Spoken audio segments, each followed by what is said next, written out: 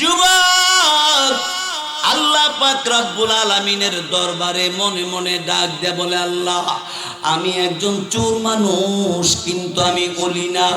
ওলির মাত্র বেশ ধরছি, ওলির বাপ ধরছে, বাপ।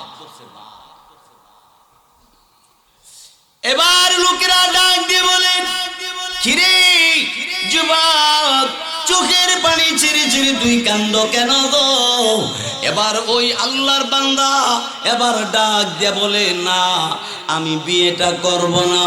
রাজার মেয়ের বিয়ের উপযুক্ত আমি নয়, আমার মতো লোক নয়। আমি এমন কোনো গ্রাম নাই, এমন কোনো এলাকা নাই যার গ্রামে যার বাড়িতে চুরি করি নাই। আমি একটা চোর মানুষ। রাজা আর রানী ঘরের ভিতরে অলির কাছে বিয়ে দিবে পরামর্শ করে, আমি ঘরের বাহির থেকে দাঁড়ায় দাঁড়ায় শুনলাম। এই কথা শুনে আমি অলির বেশ ধরলাম। এরে জগৎবাসী,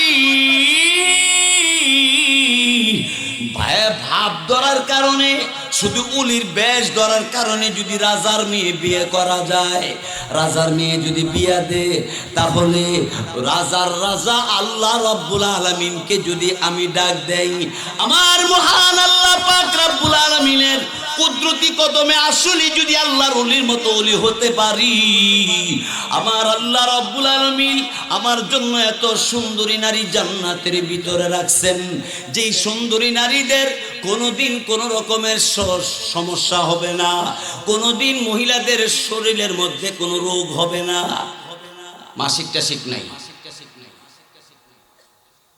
নিম্নে যারে সুন্দরী মেয়ে দিব জান্নাতের ভিতরে 70 জন। কয়জন? অনেকে কইব আমি এত বউ ফালুম কেমনে ফালবেন বন কয়ে দিতেছি। আর উপরে দিব 25,000। হে বেটা কই যাব? সুন্দরী নারী, এরা এমন সুন্দর, এরা যদি দুনিয়ার জমিনে থুতু ফালাইতো তামাম পৃথিবীর পানি মিষ্টি হয়ে যেত। এরা যদি উকি মেরে একবার দুনিয়া তাকাইতো, চন্দ্র সূর্যটা বাতিল হয়ে যেত। এত সুন্দরী মেয়ে।